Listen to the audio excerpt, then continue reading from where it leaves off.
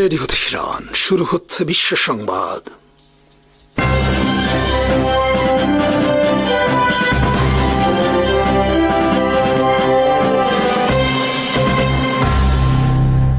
শুরুতেই সংবাদ শিরোনাম। আসসালামু আলাইকুম। ইরানে যুক্তরাষ্ট্রের হামলা আসন্ন, ওয়াশিংটনের বিরুদ্ধে শক্ত অবস্থান রিয়াদ ও আবুধাবির। ইরানের প্রেসিডেন্টকে ফোনে সমর্থন সৌদি যুবরাজের। 4 মাসের মাথায় দ্বিতীয়বার মস্কো সফর সিরিয়ার প্রেসিডেন্টের। মহারাষ্ট্রের উপমুখ্যমন্ত্রীর বিমান দুর্ঘটনায় নিহতের পেছনে নাশকতার অভিযোগ পশ্চিমবঙ্গের মুখ্যমন্ত্রী মমতা ব্যানার্জির। ইরানে যে কোনো সময় হামলা চালাতে পারে যুক্তরাষ্ট্র। সর্বশেষ বুধবার ইরানের বিরুদ্ধে হামলা চালানোর কঠোর হুঁশিয়ারি উচ্চারণ করেছেন যুক্তরাষ্ট্রের প্রেসিডেন্ট ডোনাল্ড ট্রাম্প। ট্রাম্প ইরানের উদ্দেশ্যে বলেছেন, হয় আমাদের সাথে চুক্তি করো, নয়তো হামলা মোকাবেলা করো। অপরদিকে ইরানে যুক্তরাষ্ট্রের সম্ভাব্য হামলার বিরুদ্ধে শক্ত অবস্থান নিয়েছে সৌদি আরব ও সংযুক্ত আরব আমিরাত। মঙ্গলবার সৌদি যুবরাজ ও দেশটির মূল শাসক মোহাম্মদ বিন সালমান টেলিফোনে কথা বলেছেন ইরানের প্রেসিডেন্ট মাসুদ পেজেশকিয়ানের সাথে। সৌদি যুবরাজ এই সময় ইরানের নেতাকে বলেছেন, ইরানে আক্রমণের ক্ষেত্রে সৌদি আরবের আকাশ, ভূমি ও সমুদ্র ব্যবহার করতে দেবে না যুক্তরাষ্ট্রকে। এর আগে সোমবার সংযুক্ত আরব আমিরাত এক বিবৃতিতে একই সিদ্ধান্তের কথা জানিয়েছে। বুধবার ট্রাম্প তার ব্যক্তিগত সামাজিক যোগাযোগ মাধ্যম ট্রুথ সোশ্যালে দেয়া এক পোস্টে ইরানের উদ্দেশ্যে বলেন, সময় দ্রুত ফুরিয়ে যাচ্ছে, পারমাণবিক ইস্যুতে দ্রুত আলোচনার টেবিলে আসো। তোমাদেরকে পারমাণবিক অস্ত্র নির্মাণ করতে দেয়া হবে না, এটা নিশ্চিত থাকো। এ বিষয়ে যত দ্রুত তোমরা আমাদের সাথে চুক্তি করবে, ততই তোমাদের জন্য ভালো। ট্রাম্প বলেন, আমি আবারও আগের মতোই বলছি, make a deal with us. Trump এর আগে মধ্যপ্রাচ্যে বিমান বাহিনীর রণতরী মোতায়েনের নির্দেশ দিয়ে বলেছেন, যে কোনো পরিস্থিতিতে দ্রুত সাড়া দেওয়ার জন্য প্রস্তুত আমাদের বিশাল সামরিক বাহিনী। ট্রাম্পের হুমকির জবাবে ইরানের পররাষ্ট্রমন্ত্রী আব্বাস আরাকচি বুধবার বলেছেন, ইরানের দেশপ্রেমিক বীর সেনাবাহিনী অস্ত্রের বোতামে আঙ্গুল রেখে বসে আছে যে কোনো সময় আগ্রাসনের জবাব দেওয়ার জন্য। যুক্তরাষ্ট্র যদি আমাদের পরীক্ষা করতে চায় তাহলে হামলা করুক, কিন্তু আমরা তাদের সাথে কোনো অমর্যাদাকর চুক্তি করব না। ইরানের কর্মকর্তারা বলেছেন, আগে ইসরায়েলের পারমাণবিক বোমা ধ্বংস করা হোক এবং ইসরায়েলের পারমাণবিক বোমা তৈরির সক্ষমতা কেড়ে নেওয়া হোক, তারপর আমাদেরকে পারমাণবিক বোমা না বানানোর নসিহত করতে আসো। ইসরায়েলের হাতে শতাধিক পারমাণবিক বোমা রেখে ইরানকে এই বোমা না বানাতে বলার ভণ্ডামি পরিত্যাগের আহ্বান জানিয়েছে ইরান। 2015 সালে ইরান যুক্তরাষ্ট্র, ব্রিটেন, ফ্রান্স, চীন, জার্মানি সহ 6 জাতির সাথে পারমাণবিক নিরস্ত্রীকরণ চুক্তি করেছিল।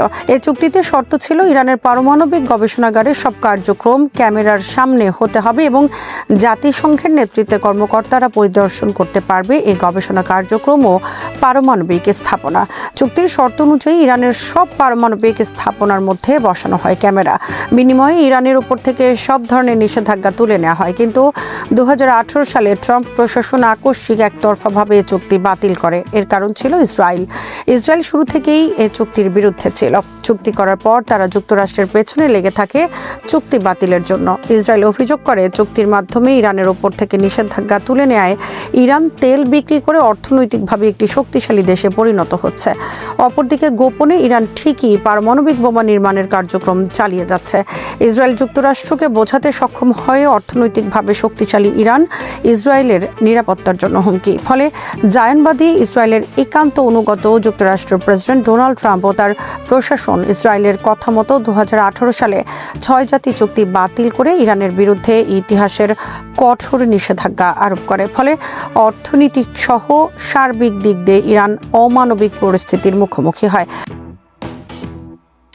গত বছর জুন মাসে ইরান ইসরায়েল যুদ্ধে ইসরায়েলের পক্ষে যোগ দেয় যুক্তরাষ্ট্র তাদের 12টি B-2 স্পিরিট বোমারু বিমানের সাহায্যে 24টি বাংকার বাস্টার বোমা হামলা চালায় ইরানের পারমাণবিক গবেষণা স্থাপনার উপর।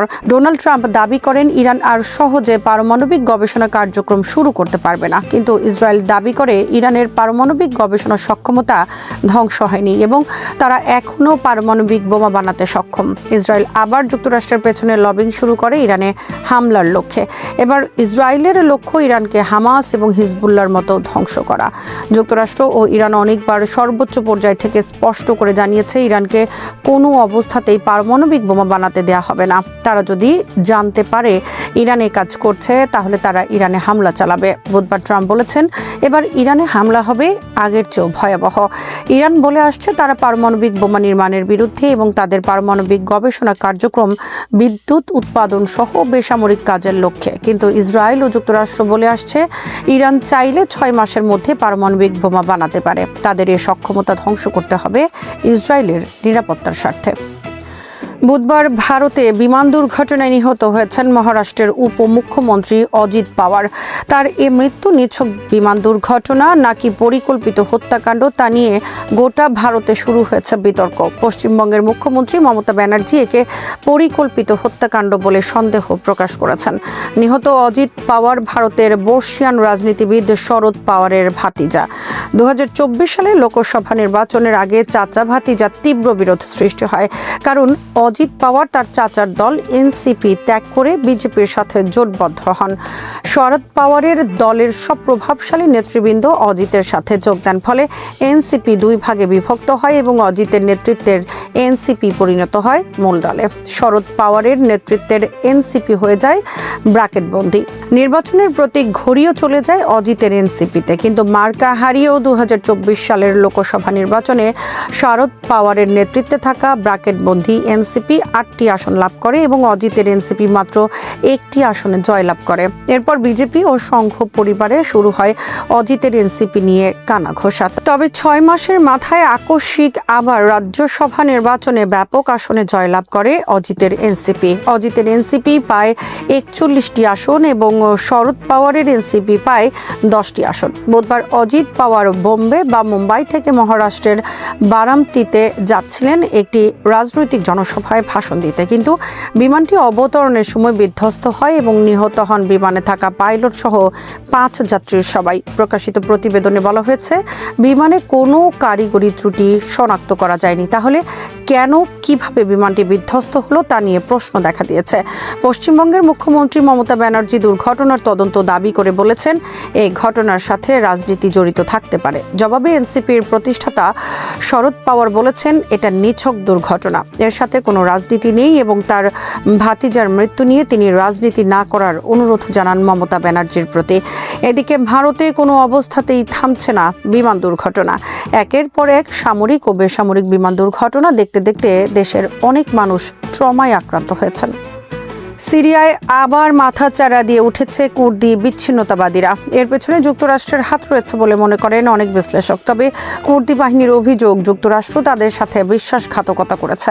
দীর্ঘ 1 দশক যুক্তরাষ্ট্রের প্রশ্রয়ে ছিল কুর্দি বাহিনী এসডিএফ, কিন্তু গত বছর বাশার আল আসাদের পতনের পর সিরিয়ায় বিদ্রোহী বাহিনী নেতা আহমেদ আল শারার সরকারের প্রতি সমর্থন দেয় যুক্তরাষ্ট্র। তবে গত 1 মাসের বেশি সময় ধরে কুর্দি বাহিনী এসডিএফ সিরিয়ার বিভিন্ন এলাকায় বড় ধরনের যুদ্ধ শুরু করেছে। এই পরিস্থিতি সিরিয়ার প্রেসিডেন্ট আহমেদ আল শারা বুধবার মস্কো সফর করেছেন। মস্কোয় তিনি বৈঠক করেছেন রাশিয়ার প্রেসিডেন্ট ভ্লাদিমির পুতিনের সাথে। পুতিন আহমেদ আল শারাকে বলেছেন তিনি সিরিয়ার শান্তি ও স্থিতিশীলতা রক্ষায় ভূমিকা পালন করবেন। রাশিয়া ছিল সিরিয়ার গণহত্যাকারী প্রেসিডেন্ট বাশার আল আসাদের পক্ষে। বাশার আল আসাদ বাহিনীর সাথে রাশিয়ান আর্মি সিরিয়ায় ব্যাপক গণহত্যা ও ধ্বংস কার্যক্রম চালিয়েছে 1 দশক ধরে। সিরিয়ার বিদ্রোহী বাহিনী বাশার আল আসাদ ও রাশিয়ান আর্মির বিরুদ্ধে যুদ্ধ করেই জয়ী হয়েছে, কিন্তু এখন সেই সিরিয়ান বিদ্রোহী বাহিনীর সরকারকে হাত মেলাতে হচ্ছে সিরিয়ায় গণহত্যাকারী পুতিনের সাথে। এই সুযোগে রাশিয়া সিরিয়ায় নতুন করে তার সামরিক উপস্থিতি নিশ্চিত করতে চাইছে। বাশার আল আসাদকে সমর্থনের বিনিময়ে রাশিয়া সিরিয়ায় একটি নৌ ও বিমান ঘাঁটি স্থাপন করেছিল। রাশিয়ার লক্ষ্য এ ঘাঁটি বহাল রাখা। রাশিয়ার প্রতিরক্ষা মন্ত্রী আন্দ্রে বোলাসভ বুধবার বলেছেন সিরিয়ায় আমাদের ঘাঁটি বহাল রাখার বিষয়ে আলোচনা হয়েছে পুতিন সারা বৈঠকে। ইরান ইসরায়েলের হয়ে গুপ্তচর বৃত্তির দায়ে দণ্ডিত এক ব্যক্তির মৃত্যুদণ্ড কার্যকর করেছে। ইরানের সর্বোচ্চ আদালত তার সাজা বহাল রাখার পর সব আইনি প্রক্রিয়া সম্পন্ন করে বুধবার এই রায় কার্যকর করা হয় বলে ফার্স নিউজ এজেন্সির বরাতে জানিয়েছে আনাদোলু। মৃত্যুদণ্ডপ্রাপ্ত ব্যক্তির নাম হামিদ রেজা সাবেত ইসমাইলপুর। ইরানি নিরাপত্তা বাহিনী তাকে 2025 সালের 29 মে আটক করে। কর্তৃপক্ষের অভিযোগ, তিনি ইসরায়েলের গোয়েন্দা সংস্থা মোসাদের সঙ্গে গুপ্তচর বৃত্তি ও গোয়েন্দা সহযোগিতায় জড়িত ছিলেন এবং গোপন নথি ও সংবেদনশীল তথ্য ইসরায়েলের কাছে হস্তান্তর করেছেন। তদন্তকারীরা জানান, তার গোপন অনলাইন কর্মকাণ্ড পর্যালোচনা করে দেখা যায় যে তিনি ইসরায়েলের সঙ্গে সংশ্লিষ্ট এক গোয়েন্দা কর্মকর্তার কাছে বিভিন্ন নথি পাঠিয়েছেন। এছাড়া তার বিরুদ্ধে আরও অভিযোগ আনা হয় যে তিনি ইসরায়েলের পক্ষে গোয়েন্দা ও অপারেশনাল কর্মকাণ্ড পরিচালনা করেছেন। এর মধ্যে ছিল এক গোয়েন্দা কর্মকর্তার জন্য বিভিন্ন সরঞ্জাম কেনা এবং ইস্পাহান ও লোরেস্তান প্রদেশে যানবাহন স্থানান্তরের মাধ্যমে প্রতিরক্ষা মন্ত্রণালয়ের ক্ষেপণাস্ত্র স্থাপনায় নাশকতামূলক হামলার প্রস্তুতি নেয়া। ইরানি কর্মকর্তারা এই পরিকল্পনাকে একটি বড় ধরনের অপারেশন হিসেবে বর্ণনা করেছেন, যা গোয়েন্দা মন্ত্রণালয়ের এজেন্টরা সময় মতো শনাক্ত করে ব্যর্থ করে দেয়। এদিকে দেশটিতে চলমান অস্থিরতার প্রেক্ষাপটে ইরানি কর্তৃপক্ষ সাম্প্রতিক সময়ে ইন্টারনেট ব্ল্যাকআউট আরোপ করে। স্থানীয় মুদ্রার তীব্র অবমূল্যায়ন ও অর্থনৈতিক সংকটের কারণে গত মাস থেকে দেশজুড়ে সরকার বিরোধী বিক্ষোভ শুরু হয়। প্রথমে তেহরানে এই আন্দোলন শুরু হলেও পরে তা বিভিন্ন শহরে ছড়িয়ে পড়ে। পরিস্থিতি নিয়ে প্রেসিডেন্ট মাসুদ পেজেশকিয়ান জনরোষের কথা স্বীকার করেছেন এবং দেশের অর্থনৈতিক ও সামাজিক অবস্থার উন্নয়নে কাজ করার অঙ্গীকার করেছেন। মার্কিন যুক্তরাষ্ট্র যদি আবারও ইরানের বিরুদ্ধে যুদ্ধ শুরু করে, তবে তা হবে সম্পূর্ণ ভুল সিদ্ধান্ত, এমন সতর্ক বার্তা দিয়েছেন তুরস্কের পররাষ্ট্রমন্ত্রী হাকান ফিদান। বার্তা সংস্থা আনাদোলুর বরাতে আল জাজিরাকে দেয়া এক সাক্ষাৎকারে তিনি বলেন, ওয়াশিংটন ও তেহরানের উচিত সামরিক পথ পরিহার করে কূটনৈতিক আলোচনার মাধ্যমে বিরোধ নিষ্পত্তি করা। মধ্যপ্রাচ্যে যুক্তরাষ্ট্র যখন ইরানকে ঘিরে সামরিক উপস্থিতি বাড়াচ্ছে এবং উত্তেজনা তীব্রতর হচ্ছে, তখন ফিদান আঞ্চলিক সহযোগিতার উপর বিশেষ গুরুত্ব দেন। তিনি স্পষ্ট ভাষায় বলেন, আবার যুদ্ধ শুরু করা ভুল। যুক্তরাষ্ট্র ও ইরানের মধ্যে কড়া বক্তব্য ও পাল্টাপাল্টি হুমকি সত্ত্বেও ফিদান মনে করেন কূটনৈতিক সমাধানের সুযোগ এখনও বিদ্যমান। তার মতে ইরান আবারও পারমাণবিক ইস্যুতে আলোচনায় বসতে প্রস্তুত। এ প্রসঙ্গে তিনি বলেন, ইরান পারমাণবিক ফাইল নিয়ে পুনরায় আলোচনা করতে রাজি। একই সঙ্গে তিনি মার্কিন নীতি নির্ধারকদের উদ্দেশ্যে পরামর্শ দেন, ইরানের সঙ্গে সব বিষয় একসঙ্গে সমাধান করতে না গিয়ে ধাপে ধাপে অগ্রসর হওয়া উচিত। ফিদানের ভাষায়, আমার পরামর্শ সবসময়ই আমার আমেরিকান বন্ধুদের ইরানের সঙ্গে ফাইলগুলো একে একে বন্ধ করুন, পারমাণবিক বিষয় নিয়ে শুরু করুন, সেটি নিষ্পত্তি করুন, এরপর অন্য বিষয়গুলোতে যান। তিনি সতর্ক করে বলেন, সব ইস্যু এক প্যাকেজে চাপিয়ে দিলে ইরানের পক্ষে তা গ্রহণ করা কঠিন হবে এবং অনেক ক্ষেত্রে তা তাদের কাছে অপমানজনক বলেও মনে হতে পারে। এতে শুধু ইরানি জনগণ নয়, দেশটির নেতৃত্বের কাছেও বিষয়টি ব্যাখ্যা করা কঠিন হয়ে উঠবে। তিনি আরও বলেন, ইরান আঞ্চলিক ব্যবস্থায় একটি নিখুঁত জায়গা দখল করতে পারে, তবে তার জন্য প্রতিবেশী দেশগুলোর সঙ্গে আস্থা গড়ে তোলা জরুরি। ফিদানের মতে, ইরানিদের অঞ্চলটিতে বিশ্বাসযোগ্যতা তৈরি করতে হবে এবং অন্য দেশগুলো তাদের কিভাবে দেখে সে বিষয়ে সচেতন থাকতে হবে। শেষ পর্যন্ত তিনি জোর দিয়ে বলেন, মতাদর্শ ও ধর্মীয় বিভাজন থাকা সত্ত্বেও অঞ্চলটির দেশগুলোর উচিত জাতীয় রাষ্ট্র ব্যবস্থার ভেতরে থেকে পারস্পরিক সহযোগিতা জোরদার করা। ইরান জানিয়েছে, যুক্তরাষ্ট্রের সঙ্গে সম্ভাব্য যুদ্ধের আশঙ্কার মধ্যেই তারা কৌশলগত হরমুজ প্রণালীর স্থল, আকাশ ও জলভাগের ওপর সম্পূর্ণ নিয়ন্ত্রণ বজায় রেখেছে। আনাদোলু সংস্থার বরাতে প্রকাশিত খবরে বলা হয়, ইসলামিক রেভলিউশনারি গার্ড কর্পস এর কমান্ডার মোহাম্মদ আকবরজাদেহ ফার্স্ট নিউজ এজেন্সিকে দেয়া বক্তব্যে বলেন, ইরান যুদ্ধ চায় না, তবে যে কোনো পরিস্থিতির জন্য পুরোপুরি প্রস্তুত। তার ভাষায়, যদি যুদ্ধ শুরু হয় তাহলে 1 ইঞ্চিও পিছু হটার প্রশ্ন নেই, বরং ইরান এগিয়ে যাবে। তিনি জানান, হরমুজ প্রণালী ব্যবস্থাপনায় এখন আর প্রচলিত পদ্ধতির মধ্যে সীমাবদ্ধ নেই। এটি সম্পূর্ণভাবে এআই ইন্টেলিজেন্স বা আধুনিক প্রযুক্তি নির্ভর হয়ে উঠেছে, যার ফলে সামুদ্রিক, ভূপৃষ্ঠ ও পানির নিচের সব ধরনের গতিবিধির উপর ইরানের সার্বক্ষণিক নজরদারি সম্ভব হচ্ছে। আকবরজাদেহ দাবি করেন, কোনো দেশের পতাকাবাহী জাহাজ প্রণালী দিয়ে চলাচল করতে পারবে কিনা সে সিদ্ধান্ত ইরান নিয়ন্ত্রণ করে। একই সঙ্গে তিনি বলেন, ইরান চায় না বৈশ্বিক অর্থনীতি ক্ষতিগ্রস্ত হোক, তবে যুক্তরাষ্ট্র ও তার মিত্ররা যদি যুদ্ধ শুরু করে তাহলে তারা সেই যুদ্ধের সুফল ভোগ করতে পারবে না। তিনি সতর্ক করে দেন, প্রতিবেশী কোনো দেশের ভূমি, আকাশসীমা বা জলসীমা যদি ইরানের বিরুদ্ধে ব্যবহৃত হয়, তবে সেগুলোকে শত্রু ভাবাপন্ন হিসেবে গণ্য করা হবে এবং এই বার্তা ইতোমধ্যে আঞ্চলিক সামরিক পক্ষগুলোর কাছে পৌঁছে দেওয়া হয়েছে। আকবরজাদে আরও বলেন, ইরানের কাছে এমন অতিরিক্ত সক্ষমতা রয়েছে যা উপযুক্ত সময়ে প্রকাশ করা হবে। উল্লেখ্য, পারস্য উপসাগর ও ওমান উপসাগরের সংযোগস্থল হরমুজ প্রণালী বৈশ্বিক জ্বালানি বাণিজ্যের জন্য অত্যন্ত গুরুত্বপূর্ণ। বিশ্বের সমুদ্রপথে পরিবাহিত অপরিশোধিত তেলের প্রায় 1/3 এবং মোট তেল ব্যবহারের প্রায় 1/5 এই পথ দিয়ে যায়। প্রতিদিন প্রায় 2 কোটি ব্যারেল তেল ও পেট্রোলিয়াম পণ্য এশীয় বাজারে, বিশেষ করে চীনে পৌঁছায় এই প্রণালী হয়ে, যার বড় অংশই ইরানি তেল। একই সঙ্গে ইরাকের প্রায় 85% তেল, সৌদি আরবের 35%, সংযুক্ত আরব আমিরাতের 20% এবং ইরাকের 27% তেল এই পথ ব্যবহার করে পরিবাহিত হয়। এছাড়া বিশ্বের প্রায় 20% তরলীকৃত প্রাকৃতিক গ্যাস বাণিজ্য ও হরমুজ প্রণালীর উপর নির্ভরশীল। ইরানের সরকার বিরোধী বিক্ষোভের পর তেহরান ও ওয়াশিংটনের মধ্যে উত্তেজনা বেড়েছে। যুক্তরাষ্ট্র বলেছে, ইরান বিষয়ে সামরিক পদক্ষেপ সহ সব বিকল্পই টেবিলে রয়েছে। এর জবাবে ইরানি কর্মকর্তারা সতর্ক করেছেন, যে কোনো মার্কিন হামলার জবাব হবে দ্রুত ও সর্বাত্মক। ইয়েমেন আজ আবারও এক গভীর অনিশ্চয়তার মুখে। দীর্ঘ প্রায় 1 দশকের যুদ্ধ দেশটিকে শান্তির পথে না নিয়ে গেছে আরও জটিল ক্ষমতার দ্বন্দ্বের দিকে। উত্তর ইয়েমেনে হুথি গোষ্ঠী এখনও দৃঢ়ভাবে ক্ষমতা ধরে রেখেছে। রাজধানী সানা ও আশপাশের বিস্তীর্ণ এলাকা তাদের নিয়ন্ত্রণে এবং সাম্প্রতিক বছরগুলোতে তারা সামরিক ও রাজনৈতিকভাবে নিজেদের অবস্থান আরও শক্ত করেছে। এর বিপরীতে দক্ষিণ ও পূর্ব ইয়েমেনে ক্ষমতার চিত্র অনেক বেশি বিভক্ত ও অস্থির।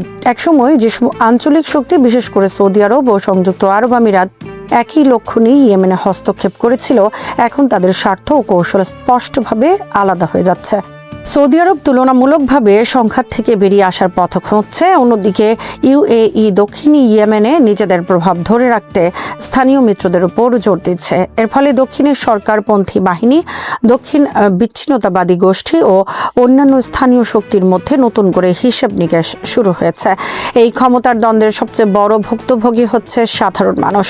যুদ্ধ, অবরোধ ও অর্থনৈতিক ভাঙনের কারণে ইয়েমেন ইতোমধ্যেই বিশ্বের অন্যতম ভয়াবহ মানবিক সংকটের মধ্যে রয়েছে। লাখো মানুষ বাস্তুচ্যুত, কোটি মানুষ খাদ্য ও চিকিৎসার অভাবে দিন কাটাচ্ছে। আন্তর্জাতিক সহায়তা কমে আসছে, আর যেসব সাহায্য পৌঁছাচ্ছে তা রাজনৈতিক টানাপোড়েনের কারণে অনেক সময় প্রয়োজনীয় জায়গায় পৌঁছায় না। এই প্রেক্ষাপটে ইয়েমেনের ভবিষ্যৎ যেন সাধারণ মানুষের হাতের বাইরে। আঞ্চলিক শক্তির প্রতিযোগিতা, স্থানীয় গোষ্ঠীগুলোর ক্ষমতার লড়াই এবং আন্তর্জাতিক সম্প্রদায়ের সীমিত মনোযোগ, সব মিলিয়ে দেশটি আরও এক অনিশ্চিত অধ্যায়ের দিকে এগোচ্ছে। প্রশ্ন থেকে যায়, শান্তি নয় বরং নতুন সংঘাতের হিসেবে কি ইয়েমেনের ভবিষ্যৎ নির্ধারণ করবে? আর সেই সিদ্ধান্ত কি আবারও নেওয়া হবে ক্ষুধার্ত ও অসহায় মানুষের মাথার উপর দিয়েই? যুক্তরাজ্য, ফ্রান্স, কানাডা সহ 11টি দেশ পূর্ব জেরুজালেমে জাতিসংঘের ফিলিস্তিনি শরণার্থী বিষয়ক সংস্থা UNRW এর সদর দপ্তর ধ্বংস করার ঘটনায় ইসরায়েলের প্রতি তীব্র নিন্দা জানিয়েছে। বুধবার এক যৌথ বিবৃতিতে Belgium, Canada, Denmark, France, Iceland, Ireland, Japan, Norway, Portugal, Spain ও যুক্তরাজ্যের পররাষ্ট্রমন্ত্রীরা এই পদক্ষেপকে একটি জাতিসংঘ সংস্থার বিরুদ্ধে অভূতপূর্ব আক্রমণ বলে আখ্যা দেন এবং বলেন, এটি UNRW এর কাজকে দুর্বল করার সর্বশেষ অগ্রহণযোগ্য উদ্যোগ। তারা জাতিসংঘের সদস্য রাষ্ট্র হিসেবে ইসরায়েলের প্রতি সব ধরনের ধ্বংসযজ্ঞ বন্ধ করার আহ্বান জানান। গাজায় ফিলিস্তিনিদের বিরুদ্ধে চলমান গণহত্যামূলক যুদ্ধের প্রেক্ষাপটে ইসরায়েল UNRW এর ওপর চাপ বাড়িয়েছে। যদিও কোনো প্রমাণ ছাড়াই ইসরায়েল ও তার মিত্ররা সংস্থাটির সঙ্গে হামাসের সম্পৃক্ততার অভিযোগ তুলেছে, যা জাতিসংঘ প্রত্যাখ্যান করেছে। মানবিক নেতারা বারবার বলেছেন, খাদ্য, পানি, ওষুধ সহ জরুরি সহায়তা বিতরণে UNRW এর সবচেয়ে কার্যকর সংস্থা। 2024 সালের শেষ দিকে ইসরায়েলের পার্লামেন্ট ইসরায়েল নিয়ন্ত্রিত এলাকায় UNRW এর কার্যক্রম নিষিদ্ধ করে আইন পাশ করে এবং 2025 সালের ডিসেম্বরে তা আরও কঠোর করা হয়, যা জাতিসংঘ মহাসচিব অ্যান্তনিও গুতেরেসের নিন্দা করায়। গত সপ্তাহে ইসরায়েলি বাহিনীর সংসদ সদস্যদের উপস্থিতিতে পূর্ব জেরুজালেমে UNRW এর কার্যালয়ে ঢুকে ভবন ভাঙচুর শুরু করে। ইউএনআরডব্লিউ প্রধান ফিলিপ লাজারিনি বলেন, এটি জাতিসংঘের স্থাপনার অখণ্ডতার উপর সরাসরি আঘাত এবং আন্তর্জাতিক আইন লঙ্ঘন। তিনি স্মরণ করিয়ে দেন, আন্তর্জাতিক বিচার আদালত 2025 সালের অক্টোবরের রায়ে ইসরায়েলকে আনরুয়ার কার্যক্রম সহজতর করার বাধ্যবাধকতা আরোপ করেছিল। 11 দেশের বিবৃতিতে গাজায় মানবিক সহায়তা প্রবেশের আহ্বানও জানানো হয়। সেখানে 2023 সালের অক্টোবর থেকে ইসরায়েলি হামলায় অন্তত 71,660 জন ফিলিস্তিনি নিহত হয়েছে। যুদ্ধবিরতির পরও ইসরায়েল প্রতিদিন 600 ট্রাক সহায়তা প্রবেশের অঙ্গীকার মানেনি। এ সময় আরও অন্তত 492 জন ফিলিস্তিনি নিহত হয়েছেন। ইরান ও সৌদি আরবের শীর্ষ নেতৃত্বের সাম্প্রতিক ফোনালাপটি মধ্যপ্রাচ্যের বর্তমান ভূরাজনৈতিক বাস্তবতার এক ঘনীভূত প্রতিচ্ছবি। একদিকে যুক্তরাষ্ট্রের সামরিক উপস্থিতি বৃদ্ধি, অন্যদিকে ইরানের অভ্যন্তরীণ অস্থিরতা, তৃতীয় পক্ষ হিসেবে ইসরায়েলের আক্রমণাত্মক ভূমিকা। এই ত্রিমুখী চাপের ভেতরে দাঁড়িয়ে রিয়াদ ও তেহরানের পারস্পরিক বার্তা কেবল কূটনৈতিক সৌজন্য নয়, বরং একটি বৃহত্তর আঞ্চলিক সমীকরণের ইঙ্গিত বহন করে। ইরানের প্রেসিডেন্ট মাসুদ পেজিশকিয়ান যখন সৌদি ক্রাউন প্রিন্স মোহাম্মদ বিন সালমানকে বলেন যে মার্কিন হুমকি আঞ্চলিক নিরাপত্তা বিঘ্নিত করছে এবং অস্থিরতা ছাড়া কিছুই বয়ে আনছে না, তখন সেটি ছিল কেবল ওয়াশিংটনের উদ্দেশ্যে একটি নিন্দা নয়, বরং উপসাগরীয় প্রতিবেশীদের আশ্বস্ত করার কৌশলী প্রচেষ্টা। একই সঙ্গে সৌদি আরবের পক্ষ থেকে স্পষ্ট করে বলা, তাদের আকাশসীমা বা ভূখণ্ড ইরানের বিরুদ্ধে কোনো সামরিক পদক্ষেপে ব্যবহৃত হবে না। মধ্যপ্রাচ্যের শক্তির ভারসাম্যে একটি গুরুত্বপূর্ণ ঘোষণার মতো শোনায়। এই ফোনালাপের পটভূমি বোঝার জন্য বর্তমান পরিস্থিতির বিস্তৃত প্রেক্ষাপটটি জরুরি। যুক্তরাষ্ট্রের একটি বিমানবাহী রণতরী ইউএসএস আব্রাহাম লিঙ্কন এই অঞ্চলে মোতায়েন করা হয়েছে এমন সময়ে যখন ইরানের সরকার বিরোধী বিক্ষোভ দমনকে কেন্দ্র করে হাজারো প্রাণহানির অভিযোগ উঠেছে এবং প্রেসিডেন্ট ডোনাল্ড ট্রাম্প প্রকাশ্যে তেহরানকে হুমকি দিচ্ছেন। ট্রাম্পের বক্তব্যে আর্মার্ডা শব্দটির ব্যবহার কেবল অভ্যন্তরীণ রাজনৈতিক ভাষ্য নয়, বরং ইরানের ওপর মানসিক ও কৌশলগত চাপ সৃষ্টির একটি পুরনো কৌশলের পুনরাবৃত্তি। 2025 সালে জুনে ইসরায়েলের নেতৃত্বে শুরু হওয়া ও পরবর্তী মার্কিন বোমা বর্ষণের স্মৃতি এখনও তাজা, যখন মাত্র 12 দিনের যুদ্ধে ইরানের সামরিক ও পারমাণবিক অবকাঠামোর গুরুত্বপূর্ণ অংশ লক্ষ্যবস্তু করা হয়েছিল। সেই যুদ্ধের প্রাক্কালে ইরান যুক্তরাষ্ট্র আলোচনার যে সম্ভাবনা ছিল তা কার্যত ধ্বংস হয়ে যায়। এই প্রেক্ষাপটে সৌদি আরবের অবস্থান বিশেষভাবে তাৎপর্যপূর্ণ, কারণ ঐতিহাসিকভাবে রিয়াদ ও তেহরান ছিল আঞ্চলিক প্রতিদ্বন্দ্বী, যাদের শত্রুতা বহু সংঘাতকে উস্কে দিয়েছে। গত কয়েক বছরে ইরান সৌদি সম্পর্কের নাটকীয় রূপান্তর ঘটেছে। চীনের মধ্যস্থতায় কূটনৈতিক সম্পর্ক পুনঃস্থাপন, ইয়েমেন যুদ্ধের উত্তেজনা কমানোর প্রচেষ্টা এবং উপসাগরীয় নিরাপত্তা নিয়ে পরস্পরের সঙ্গে সংলাপ, এই সব কিছুই ইঙ্গিত দেয় যে দুই দেশই সরাসরি সংঘাত এড়াতে আগ্রহী। পেজিশকিয়ানের বক্তব্যে আঞ্চলিক অস্থিরতা কারো উপকারে আসে না, এই বাক্যটি আসলে সেই নতুন বাস্তবতার স্বীকৃতি যেখানে ইরান বুঝতে পেরেছে যে একাকী প্রতিরোধের রাজনীতি তাকে আরও কোণঠাসা করতে পারে, আর সৌদি আরব উপলব্ধি করেছে যে স্থায়ী শত্রুতা তাদের উন্নয়ন ও বিনিয়োগ কেন্দ্রিক ভবিষ্যৎ পরিকল্পনার সঙ্গে সাংঘর্ষিক। সৌদি ক্রাউন প্রিন্সের বক্তব্যে ইসলামী দেশগুলোর সংহতির উপর জোর দেওয়া এবং ইরানের বিরুদ্ধে যে কোনো আগ্রাসন প্রত্যাখ্যান করার কথা বলা ছিল নিছক কূটনৈতিক সৌজন্য নয়। এটি একদিকে যুক্তরাষ্ট্রকে একটি সীমারেখা টেনে দেওয়া, অন্যদিকে ইরানকে একটি আস্থার বার্তা। সৌদি আরব বহু দশক ধরে মার্কিন নিরাপত্তা ছাতার উপর নির্ভরশীল, কিন্তু সাম্প্রতিক বছরগুলোতে রিয়াদ ধীরে ধীরে বহুমুখী পররাষ্ট্রনীতির দিকে এগোচ্ছে। চীনের সঙ্গে ঘনিষ্ঠতা, রাশিয়ার সঙ্গে সমন্বয় এবং আঞ্চলিক প্রতিবেশীদের সঙ্গে সংঘাত কমানোর চেষ্টা, এই সবই সৌদি আরবের কৌশলগত স্বায়ত্তশাসনের লক্ষণ। ইরানের বিরুদ্ধে তাদের আকাশসীমা ব্যবহার না করার ঘোষণা এই পরিবর্তিত অবস্থানের প্রতিফলন, যা ওয়াশিংটনের জন্য একটি বার্তা যে রিয়াদ আর নিঃশর্তভাবে সব সামরিক উদ্যোগে অংশীদার হতে রাজি নয়। ইরানের দিক থেকে দেখলে পেজেশকিয়ানের বক্তব্যে অর্থনৈতিক চাপ ও বাহ্যিক হস্তক্ষেপের বিষয়টি একটি পরিচিত বয়ান।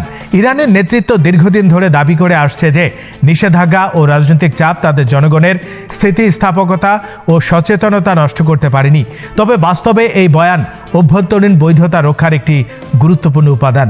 সাম্প্রতিক বিক্ষোভ ও প্রাণহানির অভিযোগ আন্তর্জাতিকভাবে ইরানকে চাপে ফেলেছে, আর যুক্তরাষ্ট্র এই পরিস্থিতিকে কাজে লাগিয়ে কূটনৈতিক ও সামরিক হুমকি জোরদার করছে। এই প্রেক্ষাপটে সৌদি আরবের মতো আঞ্চলিক শক্তির সমর্থন বা অন্তত নিরপেক্ষতা ইরানের জন্য অত্যন্ত মূল্যবান। ট্রাম্পের বক্তব্য ও মার্কিন সামরিক পদক্ষেপের ধারাবাহিকতা ইরানকে একটি পরিচিত দ্বিধার সামনে দাঁড় করিয়েছে। একদিকে চাপের মুখে সমঝোতা করলে অভ্যন্তরীণভাবে দুর্বলতার বার্তা যেতে পারে, অন্যদিকে কঠোর অবস্থান বজায় রাখলে সামরিক সংঘাতের ঝুঁকি বাড়ে। ইন্টারন্যাশনাল ক্রাইসিস গ্রুপের আলী ভায়েজ যেমন বলেছেন, ইরানের দৃষ্টিতে চাপের মুখে আপোষ চাপ কমায় না, বরং তা বাড়ায়। এই মানসিকতা বোঝা গেলে ইরানের প্রতিক্রিয়ার ধরনও স্পষ্ট হয়।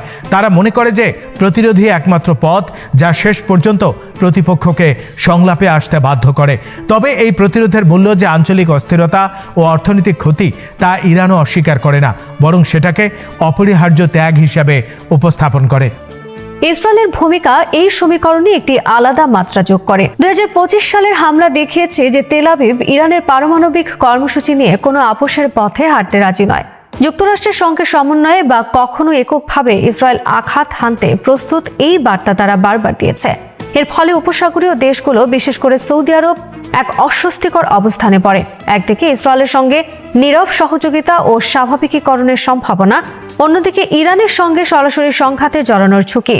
এই দুয়ের ভারসাম্য রক্ষা করা রিয়াদের জন্য সহজ নয়। তাই সৌদি আরবের বর্তমান অবস্থানকে দেখা যায় একটি হিসেবে নিরপেক্ষতা হিসেবে, যেখানে তারা আঞ্চলিক যুদ্ধ এড়াতে সর্বোচ্চ চেষ্টা করছে। ইরানি বিপ্লবী গার্ড বাহিনীর সতর্ক বার্তা দিয়েছে যে যে কোনো প্রতিবেশীর ভূমি, আকাশ বা জলসীমা যদি ইরানের বিরুদ্ধে ব্যবহৃত হয়, তবে সেটিকে শত্রুতা হিসেবে দেখা হবে। এই পরিস্থিতি উত্তেজনাকে আরও বাড়িয়ে দিয়েছে। এই বক্তব্য একদিকে প্রতিবেশীদের জন্য হুঁশিয়ারি, অন্যদিকে অভ্যন্তরীণ শ্রোতাদের জন্য শক্ত অবস্থানের প্রদর্শন।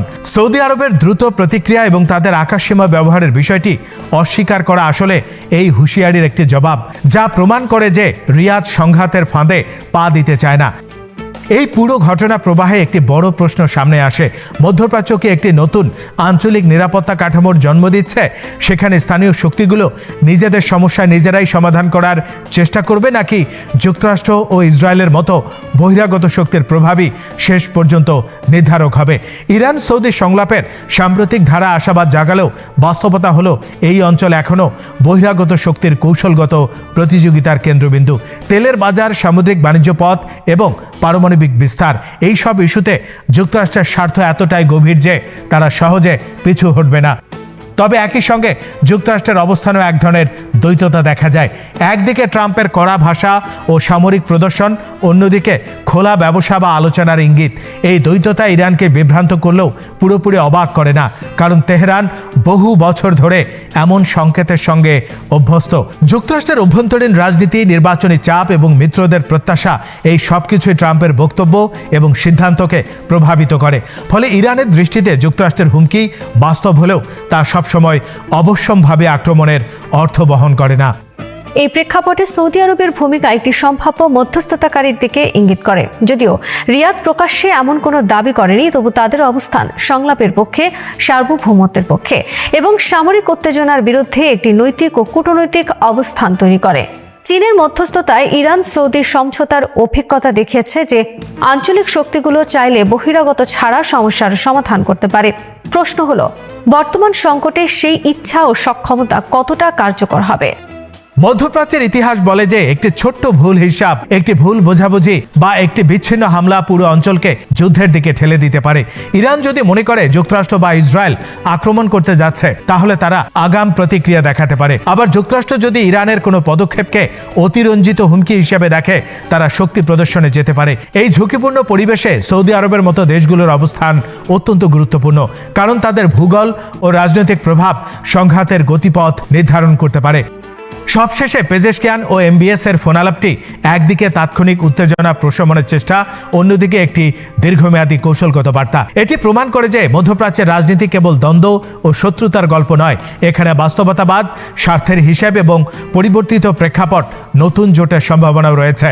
তবে এই সম্ভাবনা বাস্তবে রূপ নেবে কিনা তা নির্ভর করবে যুক্তরাষ্ট্রের পরবর্তী পদক্ষেপ, ইরানের অভ্যন্তরীণ স্থিতিশীলতা এবং ইসরায়েলের নিরাপত্তা হিসাবের ওপর।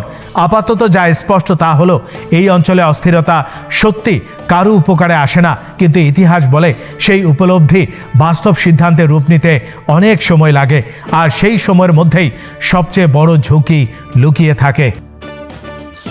শ্রোতা বন্ধুরা, বিশ্ব সংবাদে এই ছিল আমাদের সর্বশেষ আয়োজন। সঙ্গে থাকার জন্য আপনাদের সবাইকে অসংখ্য ধন্যবাদ।